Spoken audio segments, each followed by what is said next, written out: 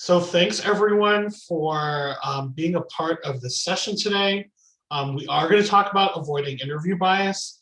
If this background seems familiar, I did present on this particular topic for an ED Live series a few weeks ago. So if it looks a little bit familiar and the content looks familiar, it's just resharing some of the content, but really just wanting to have conversation about avoiding interview bias, especially as we go into this week of starting interviews with a lot of our candidates. And so, but before we even do that, advance the slides here. I just want to introduce myself. My name is Dr. Tim Layson, but you can call me Tim. I currently serve as the TPE Employer Development Chair. So I have the opportunity to present different live educational programs as well as providing resources for you all, and that is definitely my role for this week as well. My day job is serving as the Associate Director of Residence Life at Santa Clara University in the Bay Area. Go Broncos. And should you have any questions, our email address is up here for your reference, or connect with us via social media because we'd love to see some of your pictures from this week. And I always like to share a little fun picture. The picture to the left is the day of my master's graduation, along with my co-RD. And we were just smiling graduate students getting ready to take over the world. And almost 11 years later, we have almost done that. Well, maybe not taking over the world, but we are changing lives and doing big things. So always like to give a little shout out to people that were important to me in my life. So before we get started, if you haven't noticed, our session is also being recorded for any future reference. I'll do my best to monitor the chat, but please feel free to post any of your questions or send them to me privately. And I know one of my committee members will also be helping with the chat, so I'm thankful. I'm thankful to them for assisting me with this.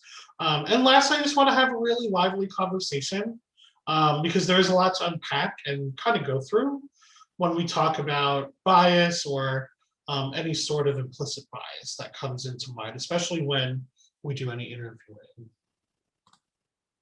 So we're going to focus on understanding bias, what it is, and defining. I'm not going to rehash our presentation, but there is a slide where I talk about some information regarding how to avoid bias and how to do all of those things. So we will definitely spend some time on that.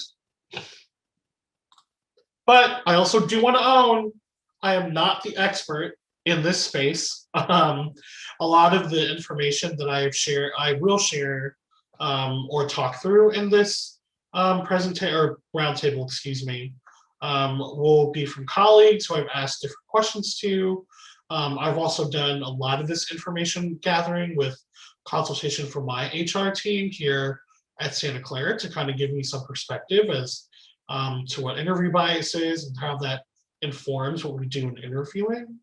And again, I just want this to be a conversation, and hopefully, like I said, this is like my formal content, but I will ask for some discussion at some point.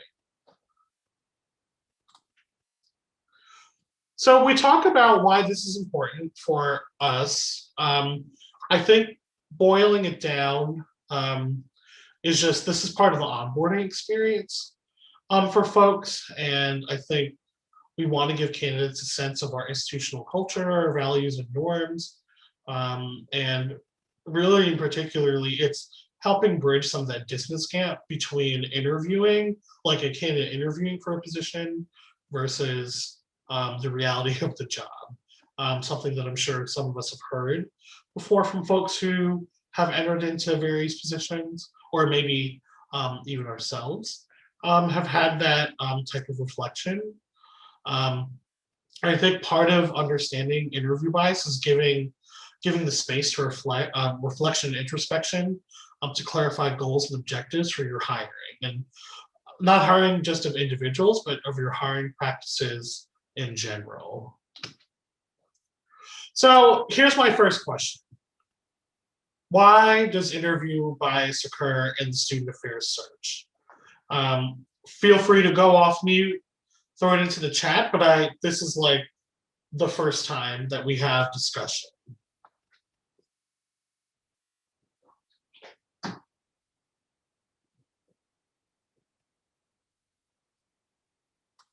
Any thoughts on why interview bias happens in the search process?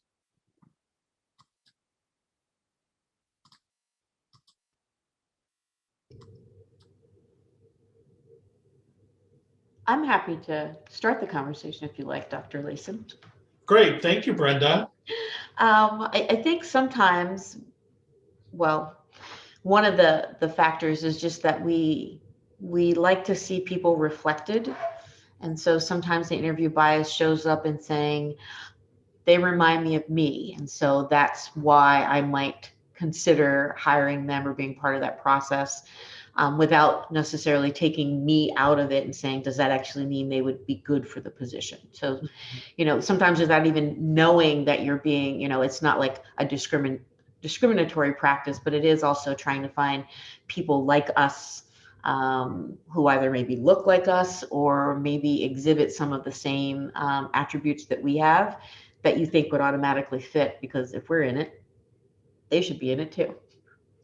Yeah, and that's so true. And I think what Brenda you just pointed out is actually one of the various types of interview bias called it's actually very very an easy name to remember or term to remember. It's called similar to me bias, and that's like a great example of that. I know Christian just posted into the chat, because we have identities and experience that carry into our professional life. Interviews is one of them, absolutely. And I think when we try to interview candidates, we always try to tell them to, we want to see you and be yourself in this interview, because it is about ensuring that this person can fulfill the bullet points of the job description, but also being able to like give their own personal touch to it. Any other reasons why interview bias occurs in this process?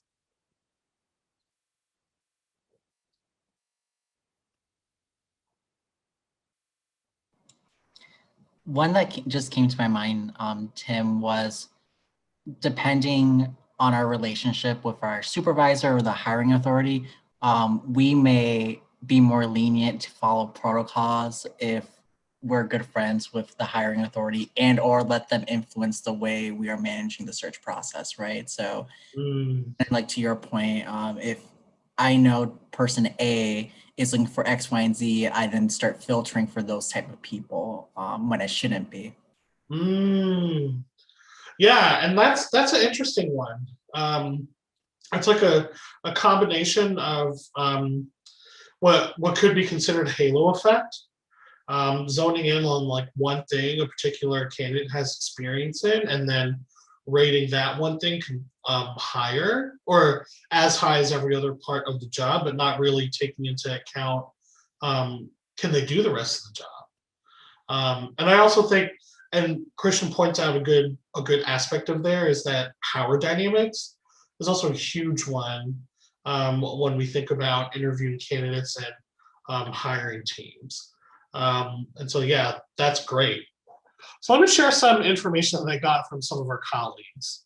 I think part of why bias occurs in a process is that actual people are making actual assessments on other people. And I know it's like a very roundabout way, but we're asking others to make assessments on other people, and I think that's a big one in how we understand either our conscious or unconscious biases. Definitely plays into how our interviews are styled or how we ask certain questions. I obviously the big one is there's a lack of implicit bias training, and in the research I found, like this is probably like the biggest factor that a lot of this research has shared on interview bias, is that folks are just clearly not trained in implicit bias training, or there's no thought put into like how a process could be biased.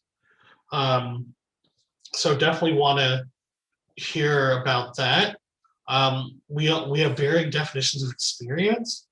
Everyone on this call is a professional, a hiring manager or hiring a team member or part of a hiring team somewhere. And our definitions of what experience actually means is vastly different.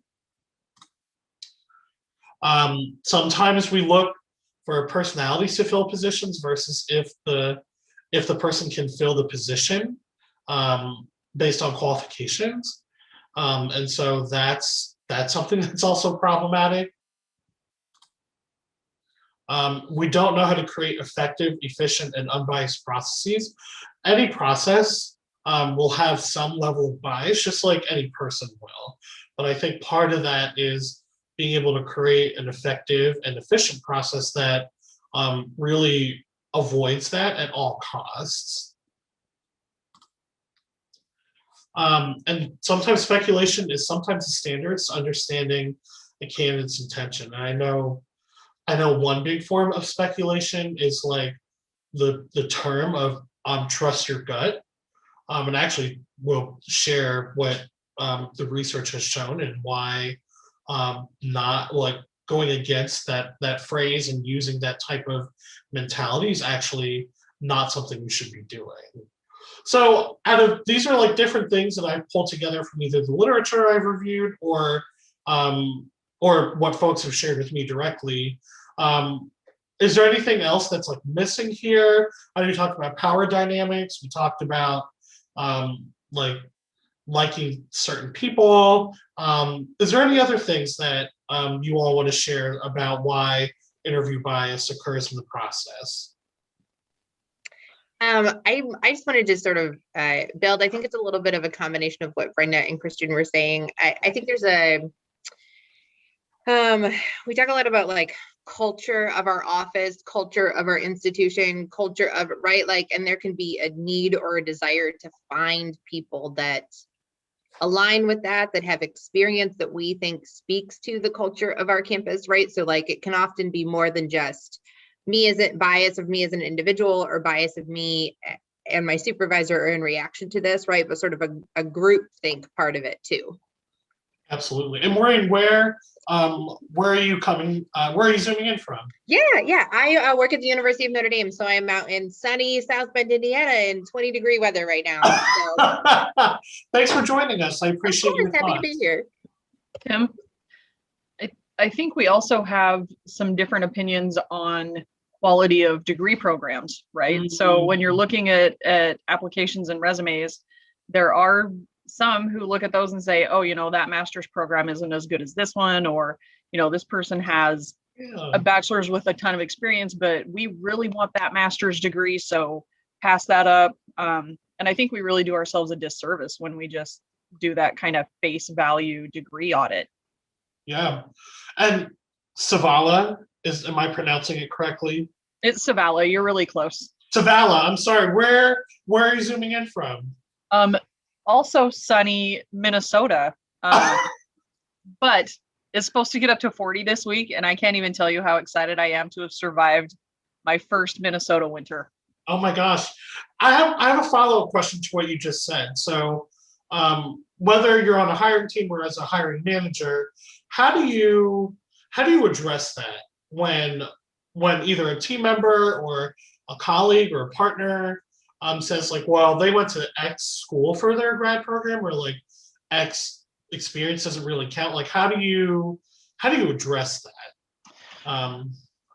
Does that make sense? Yeah. So we've not in my position here, but in my previous role, it was an opportunity to kind of have that discussion about credentialing and accreditation and how these programs kind of come to be. So it's not just, you really can't look at a degree and say, oh, that's fly by night. I hear, well, there's an accreditation process that these programs go through. There's credentialing that has to happen. And so we've had some really good constructive conversations around kind kind of degree attainment and accessibility conversations. Because when you look at, you know, income stratification and all those different pieces to where students choose to go, you really have to set that aside if you want to keep your candidate pool as diverse and open as possible. Absolutely. That's a great point. Thank you for sharing that.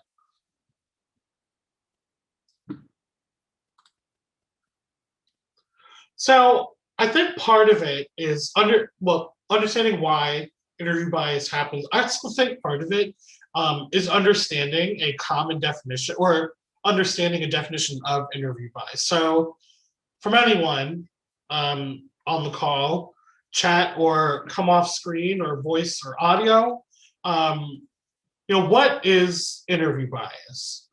I will also share it. I will also share a definition. So do not worry. What is interview bias?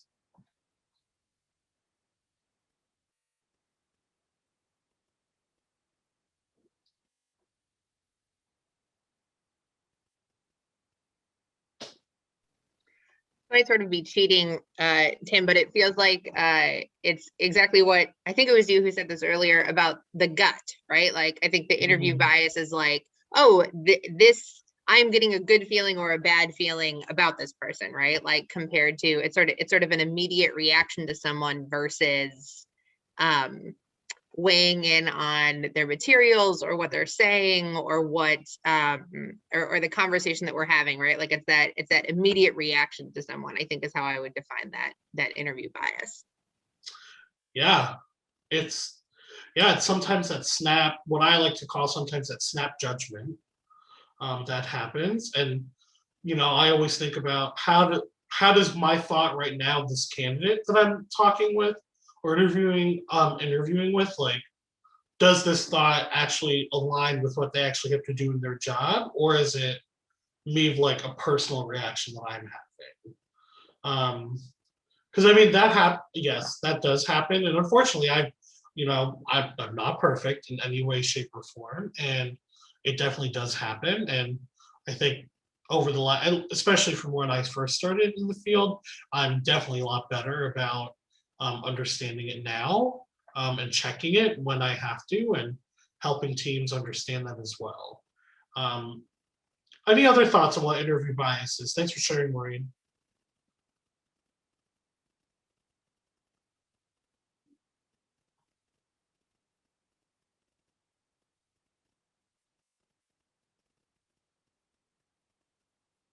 All right, I will share with you all an actual definition that I pulled. So interview bias occurs when the interviewer judges a candidate not only on their skills and competencies, but on unspoken and sometimes unconscious criteria, hence making the interview less objective. And so the website that I've listed here, digitalhrtech.com, is where I've pulled a good amount of information because they had some pretty comprehensive plans on how to avoid interview bias. They also did a good job of defining some of the forms of interview bias as well.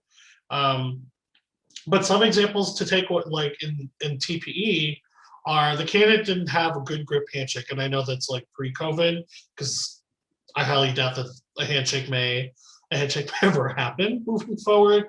I personally don't handshake. I usually just fist bump people or elbow bump, whatever it is now.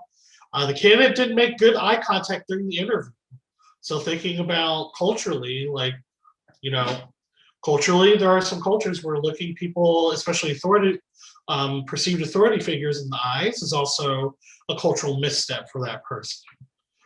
So there's bias right there. The candidate had their arms crossed the whole time. Heard that. I have probably said that too at some point, but that doesn't give any indication as to whether or not they can do the job. The candidate had a Zoom background that was distracting. This was a newer one for me that I heard, because some of these examples also came from colleagues that shared examples with me. And so I didn't really question why this person said this, but I was like, I don't understand how someone's Zoom background could be distracting, unless it's like something that has to do with the job that is in their Zoom background that doesn't allow them to be a qualified candidate. Yeah, I didn't understand it either, but it was a form of bias that they had pointed out from one of the folks that was on their interview team. What are some other examples that you all have heard of interview bias? Some either related to this or like in general with interviewing. I've heard the person is too loud. Yep, I am a loud person, and I've definitely heard that. Me too. I've had it as feedback. Oh wow. Yeah. Oh. Any other thoughts?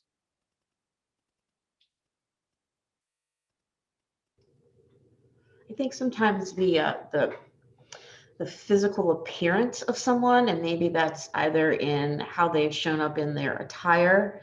But I think as we're thinking about this virtual world, I was actually reading an article, I'm going to try to find it, put it in the chat, where this concern over this last one about the Zoom background could be in an attempt to prevent folks from seeing into your home life. Like, you know, we can disconnect in a in-person interview because I'm showing up on your location to do all of this, but now you actually are in my home, in my personal space, while I'm still trying to interview for you, and the potential of judgment in that can lead to some biases that we don't even inherently think about until it's time to make the selection. And then we think back about, oh, they chose to show us their bed as opposed to a bookcase, or, Right. those sorts of things. So, and I'll look now to see if I can find that article to share with folks. Brenda, I think that's an interesting point, and this is super random, but are there backgrounds that candidates or employers for that matter can download that are like TPE specific? Like I have a good friend who runs the Cosmos program out in San Diego, and she has a Cosmos specific background that she uses for everything for just that reason, right? Like, is that a resource that we have access to, or that we've provided to the candidates by chance? Thank you, Maureen. I always love when you challenge us to think a little differently. We had not made it as a resource, but it's certainly something I will bring up with our group in our group chat and in our daily meeting. That might actually be an easier way than folks having to think about what becomes my background if we just make it TPE. So I'll make the note and see if we can't figure out how to either provide it or at least provide resources of where they might find some more benign, I guess, settings and backgrounds. Yeah, Brenda, hear me say, if I could offer to create one for y'all to use, I would, but y'all don't want anything that I can put together technology-wise. Believe me. Thank you for that. And for those of you who don't know, Dean Brenda Ice is the chair of TPE, and so she's kind of amazing. So yes, great suggestion to the right person. There's also, I think in Zoom, if you don't have a background, there's also a way to like blur out the negative space around you. I know one of our committee members is doing that because they're working from home this week. So there's a number of different options, but that's also if the technology on your like camera or laptop or whatever you're using for interviews has the ability to do that. So that's also a limiting factor too, is like technology is also, it's an ultimate form of interview bias, because your camera's not functioning or anything like that. Unfortunately, I've heard folks even recently say, well, we couldn't really hear them, so we don't know if they'd be good for our position. It's like, well, you can also use a telephone. It's a little old school, but I remember doing telephone first, second, and third rounds.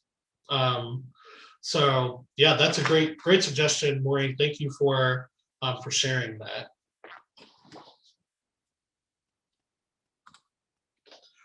So I want to list out, because again, this is some of the research that I've done for this particular roundtable and in the presentation in general.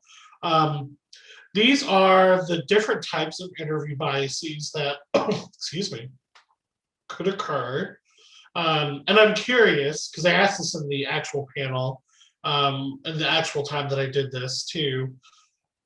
What are some of the thoughts that come to mind? Do you all know what these terms mean?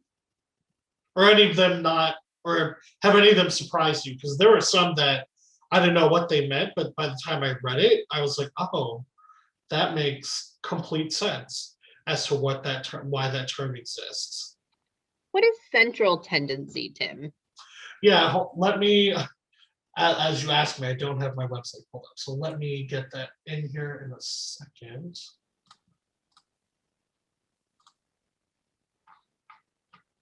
While you do that, I would say the inconsistency in questioning one is an interesting one for me, because I have this disagreement with our HR team all the time. Our HR team wants like an exact list of question word for word that we're asking, and not to go off of that. And that feels so counterintuitive to the way that we seem to approach interviews, as more like conversational than that.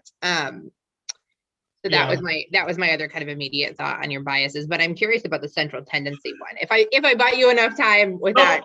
You sure did. And I'm actually gonna pop this link into the chat, so that way you all could take a look at it with me and hold it as a resource. So central tendency is basically you're holding out for the perfect candidate, is what it says on the website. And so it's like you're trying to find your one true love, right? And that like you will hold out until you find that person, but then everyone else is either middle of the road or not qualified for the position, because of like the central tendency of wanting to wait for like the one candidate. And so yeah, that's interesting. And then to go back to the inconsistency of questioning, let's see. I think because we get the same feedback from our HR team too, and like we submit at Santa Clara, we submit our hiring process every year for like to our Office of Diversity and Inclusion, who hosts our inclusive hiring practices training. Like we submit our process every year, both student staff and professional staff, to ensure that our process is as bias-free as possible.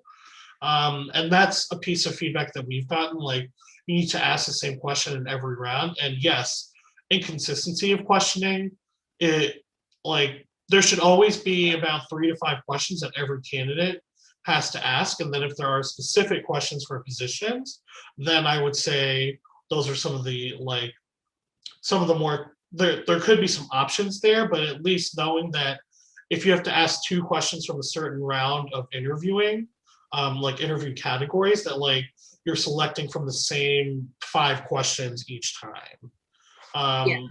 So we actually had, oh, go ahead. I'm sorry. Sorry, I didn't mean to interrupt. We actually had one of our HR, like our main HR liaison, come to TPE with us a few years back, because like, I kept talking about it in the way that we do it and the way that it operates, and she couldn't really wrap her brain around it. And when we walked away from it, she was like, I get what you mean. Like, we're asking the same questions, but we are tying them into a conversation that we're having, instead of just like reading off of a piece of paper, because the former just feels so much more natural to me, and feels like it's so much more conducive to what makes TPE such a great experience for me as an employer, right? Like, is really being able to sit in front of someone and get to know them. And so there's an art to being able to do it in a way that is that stays consistent, right? But that is an important bias for me to constantly keep in the back of my mind, is like, how am I asking different questions inherently because I'm trying to make them more conversational than necessarily just reading right off of a piece of paper. Absolutely. Brenda, did you want to say something? You came off camera. Yeah, I think for, at least in my interviewing, particularly at my current institution, that inconsistency factor is in part because we're not being directed by HR, and that we're given liberties based off what we believe we should be doing, either based on the role or the division that we're a part of. And so then my frustration comes in as type A of like, why don't we have something more regimented, or at least a guide? And so that's where I, at least, while I cannot necessarily in searches that is not in my department, tell people what to do, but I make sure that I ask the exact same question that I asked of the individuals throughout the interview process. So that, at least for me, helps me frame some level of consistency. Maureen makes a good point that I wonder if there's a way of which we could start, either as a profession or even TPE or even beyond that, is to move away from specific questions and actually start to do more thematic approaches, which then gives us the ability to get conversational, is to say, make sure or ensure that you are addressing X, and then you just give topics, but not specific questions. And then that at least allows some freedom from position to division, but we can still argue that consistently from HR, yes, we check the box on this theme, this theme, this theme, and this theme. We also, Brenda, I don't know if this is helpful or not, but we tend to have multiple people in all of our interviews, and we assign the themes to the same people. So I am always asking the question about mission. I am always asking the question, right? Like, because then there tends to be consistency in how I ask the question too, since I'm the person who's always asking it. And that is also a great way to avoid interview bias, is by having multiple people interview a candidate. It's not listed here. Well, it's listed later as a way to avoid interview bias. But yeah, even for me, like reading some of these terms, I was like, what is this? So doing the research for this was super fascinating, and I'm going to continue doing some research. I know, to tie in some of the points that you all had just made, I know for us at Santa Clara, we went away from like specific questions, like just like almost robotic, to being more thematic based.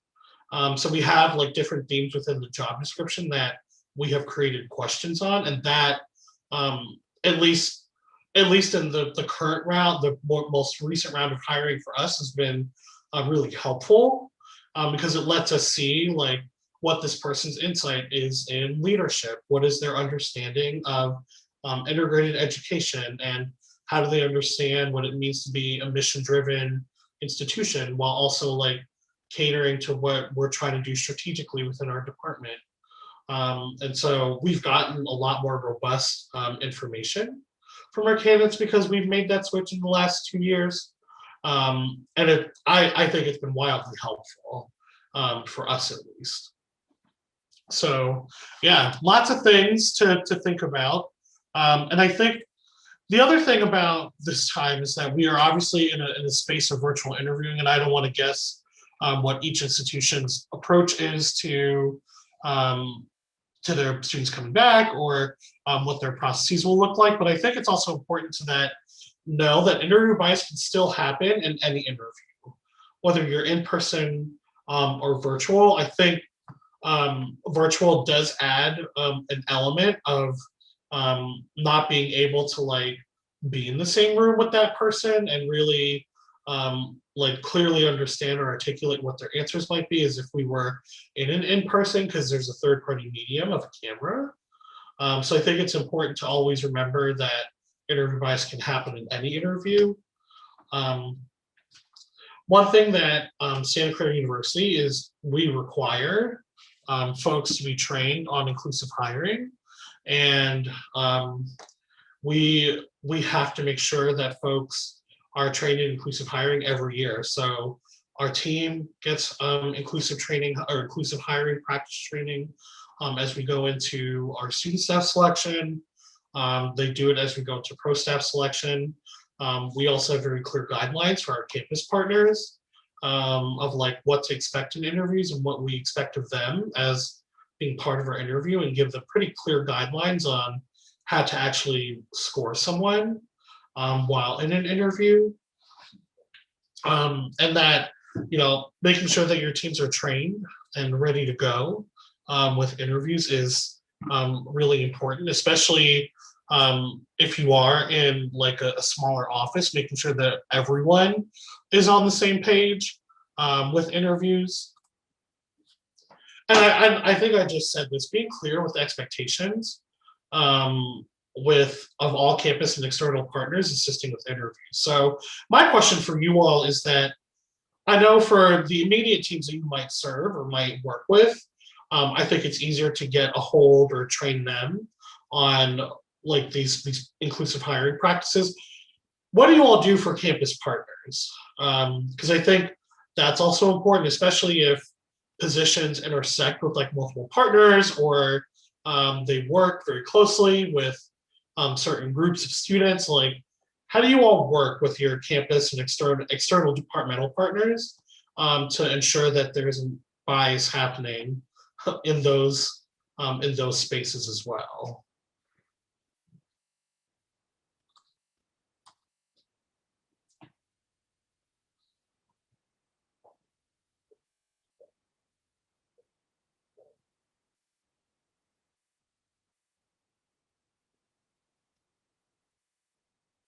Any thoughts?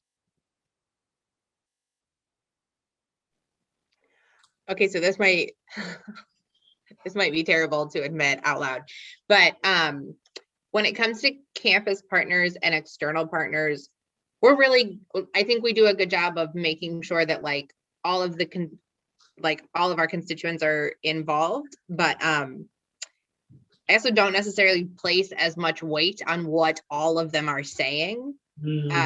And so I think that filters some of it, right? Like there are people who like, I want to be involved in the process because their office works hand in hand with the person in this role, but I don't necessarily place as much weight in their feedback and opinion on the candidates across the board as some of the other folks involved in our process, especially if I am concerned about a particular bias that I might know they have brought into it in the past. I don't know, like I said, that might not be the best way to do it, but I think some of the invites that we do on our boards, because of how big our interview boards can be, are also politically driven invites, and that doesn't necessarily mean that they hold the same level of influence on the final decision.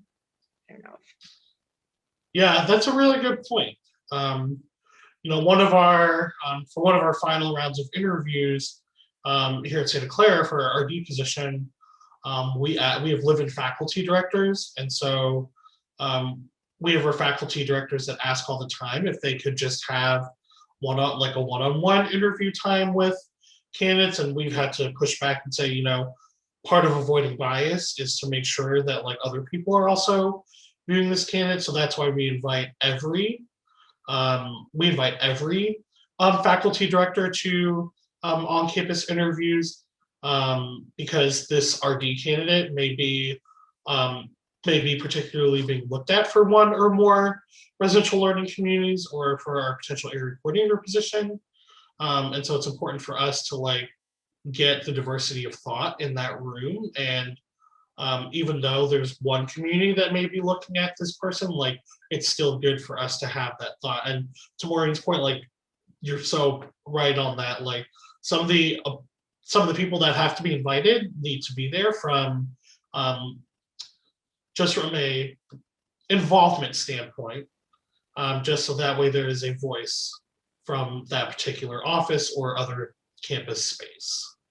I would also say we put some weight on who we invite so that the candidates have a chance to interact with them, right? Like, so for example, our team is highly collaborative. So, and there are 9 offices that are connected within our department. And so for basically any role, a representative from every single other office gets invited to join for a breakfast, right? Like, and that's actually less about those offices feedback than it is a chance for the candidates to say, tell me about this team, and see that we live into the collaboration in a way, and we don't just say it's important, right? So I think part of it is that too, and that plays into how the weight that the folks on those panels hold in the final decision a little bit as well. Yeah, all great points. And I think another aspect of virtual interviewing is, and this kind of like segues into the next section, is ensuring that candidate communications are consistent and often, especially during this time, because that's something that's like feedback we hear from candidates each year, is that like, well, I don't know what this particular employer or like this particular institution or group, like I don't know where I land in their process. I haven't heard anything from there. And I know everyone has to deal with different communication patterns and plans on their own time. And so I just think that's something that I've been stressing to a lot of our employers, like creating some sort of communication plan if you don't have one, or at least continuing to provide updates for candidates, because just like you all, they're just as anxious about going through this process as well. And so letting them know that, like, here's what we intend to do, and if anything changes, we'll let you know, I think is also really helpful for both sides. I would also say interviews at TPE, just move a screen over. How does the candidate interview indicate their ability to perform within the role we're recruiting for?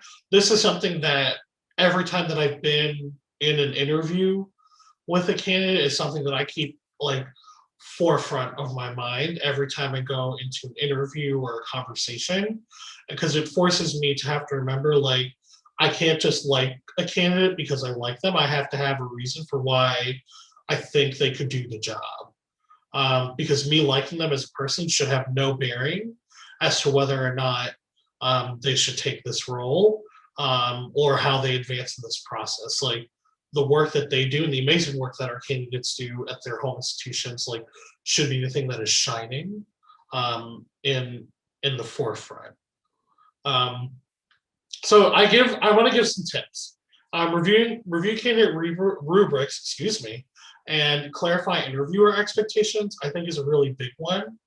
Again, whether you are a team of 3 or a team of 8, or folks that you are asking to come in and interview, I think being able to clarify rubrics, or any scoring mechanisms that you're using, so that way everyone understands, like, if you give this person a 1, this is what it actually means. If you give them a 2, this is what this means. And if you say they are higher with reservation, this is what we mean.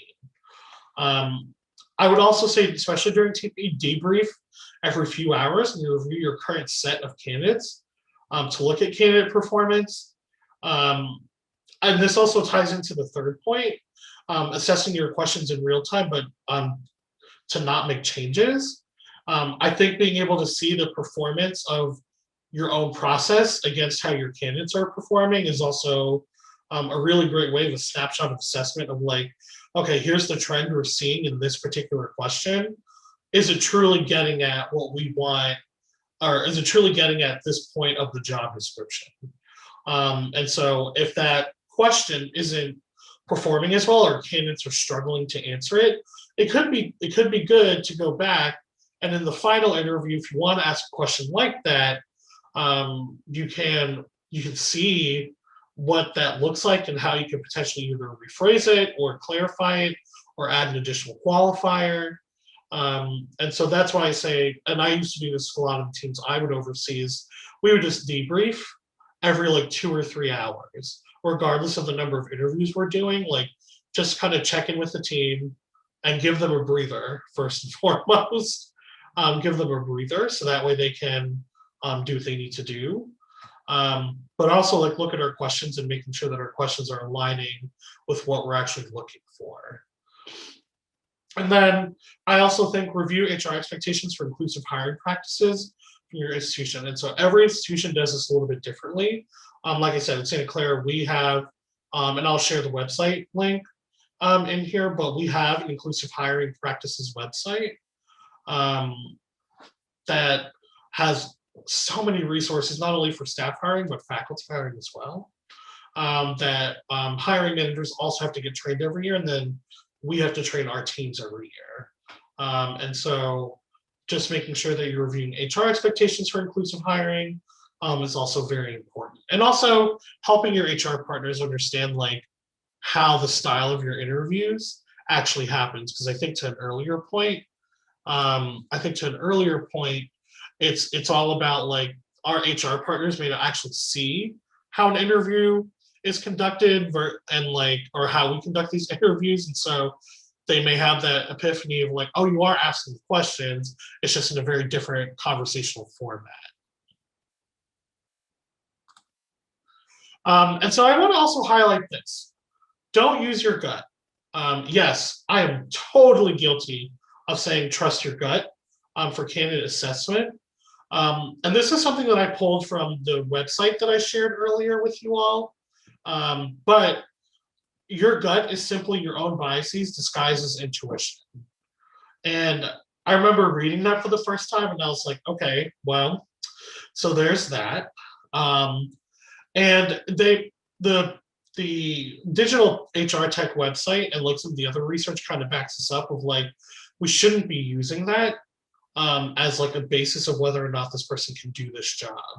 It's about setting clear evaluation metrics for candidate assessments. And then also, again, I've been talking about it, reviewing and revisiting interview expectations. And I think it's also sometimes as a hiring manager, managing expectations of other people and what we're actually looking for in a position.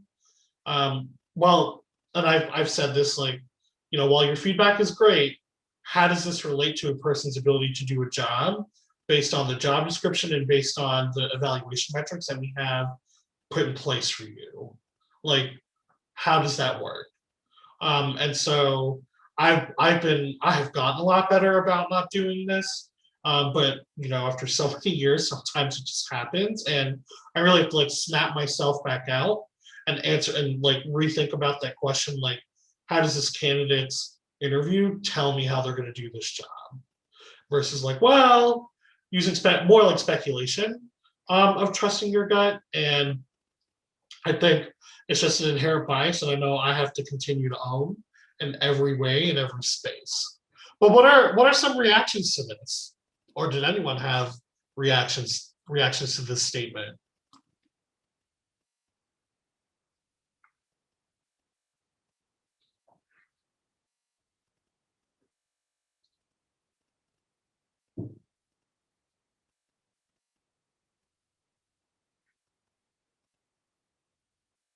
That good? Okay. I will move on because we are also running low on time. Oh, and we are right at the end of our roundtable. What are some other questions, thoughts, or considerations, or things that are other best practices that folks would like to share about avoiding interview bias? Tim, I have a question. Yes. Most recently, some of my graduate students have gone through the job search process in regards to interviews. And I wanted to know, what are your thoughts or others' thoughts in regards to institutions choosing to skip the tell us a little bit about yourself question in order to not share personal information about the candidate that they can later judge them on? Yeah, I can give my thought, but I want to let others share first. Go ahead, Maureen. Yeah, I was gonna say, I think that is an interesting question. I've never actually really thought about it that way. I would say that when we, like, the very first question that we do, instead of simply saying like, tell us a little bit about yourself, I always add to that question, like, what is it about this position and our institution that drew you to this opportunity, so that then they can do as much or as little of who I am. But the point of that question for me is like, why here, why this, as the starting point for the conversation.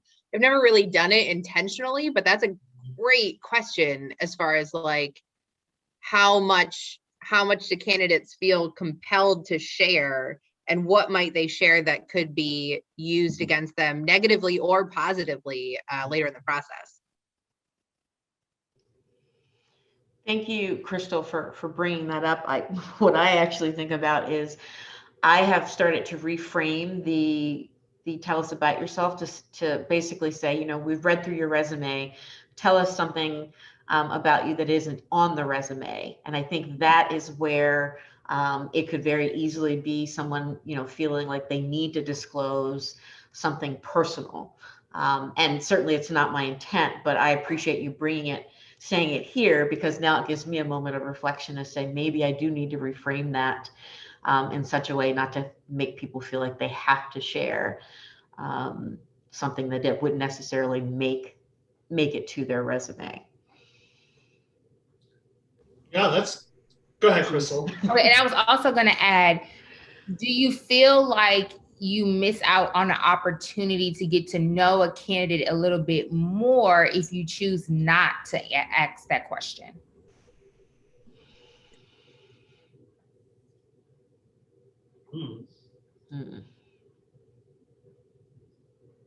Okay, Crystal, coming in with the stumping question. I know. I know, I'm so sorry. No, it's all good.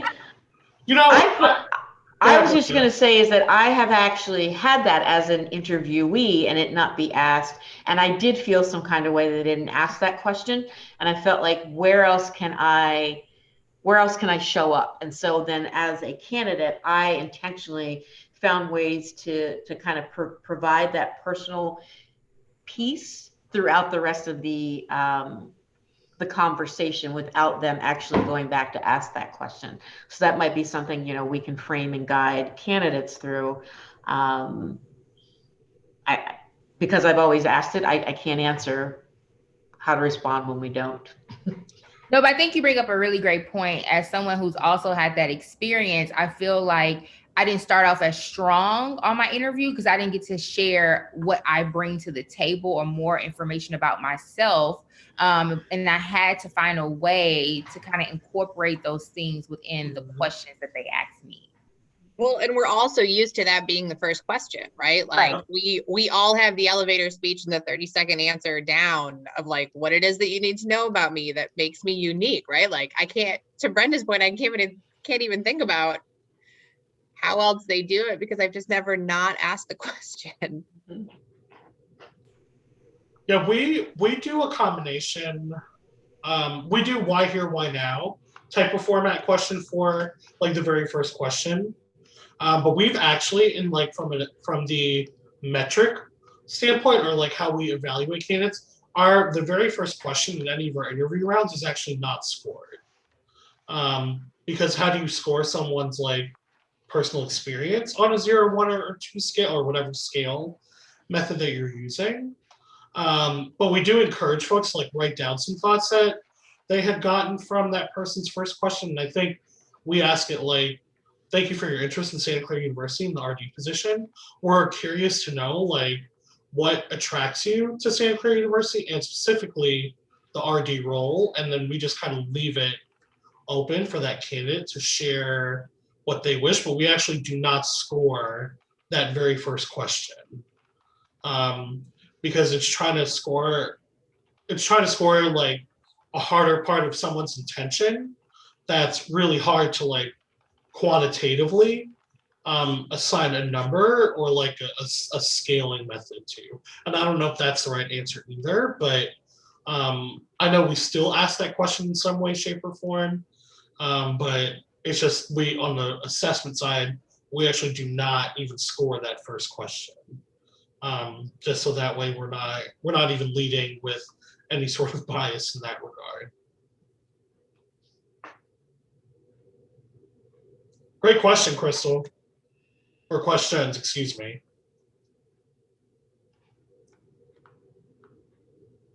Any other thoughts? Okay, I have one more. Yeah. So my other question is in regards to COVID-19 and whether or not a candidate feels comfortable coming to your campus or a candidate does not. So most recently, I've experienced this where I had 3 out of the 4 candidates share that they were not comfortable. So then for that last candidate, I didn't provide them with the option. Do you think that regardless of if a candidate shares that they feel comfortable or do not feel comfortable, we should still allow them that opportunity to come?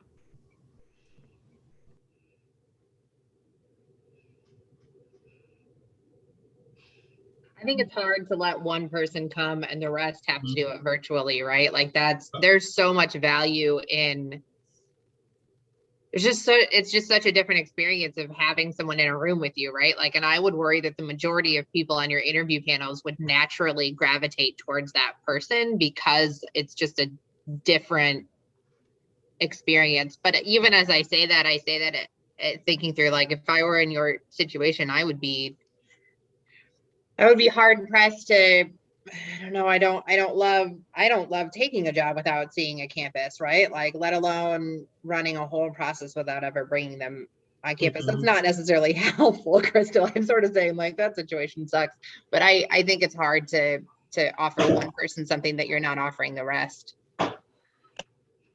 Yeah, our HR team has told us that all final interviews in terms of like the interview to like the round before hiring, like making the hiring decision, everything has to be virtual. Even in the state of California, we have like rolling tiers of where we're at in our like reopening plan, and even with like the county of Santa Clara rolling back into the red tier where we're allowing more students to be on campus, even if that means me going back into the office, our process for RD candidates will only be virtual. Because I think to Maureen's point, like for us, it's more about the consistency pieces of making sure that we're being consistent within our own process, and that we've also begun to lean on a lot of our admission folks and a lot of like our other folks around campus to help us like not only sell the physical beauty of the SU campus, but also just like highlight information that we could also send to candidates ahead of time, so that way they can view those videos. But yeah, I think I mean I think it's dicey when you start offering options, because then it's like, to Maureen's point, like if 1 out of 4 is on campus, there's a bias to want to be potentially hiring that person.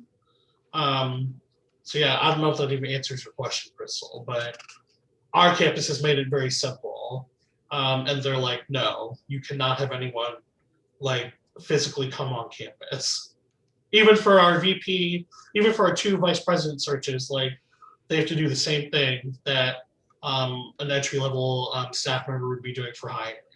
We are running low on time, and so I will share, this recording will also be shared, but I'm also to share these resources with folks individually if you want to reach out. But I just want to say thank you so much for being here. And I appreciate you all coming to my first roundtable.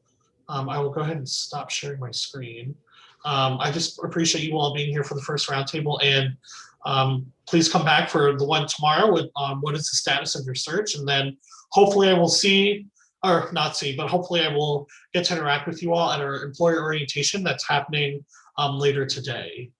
So I just want to say thank you for your time and being here today.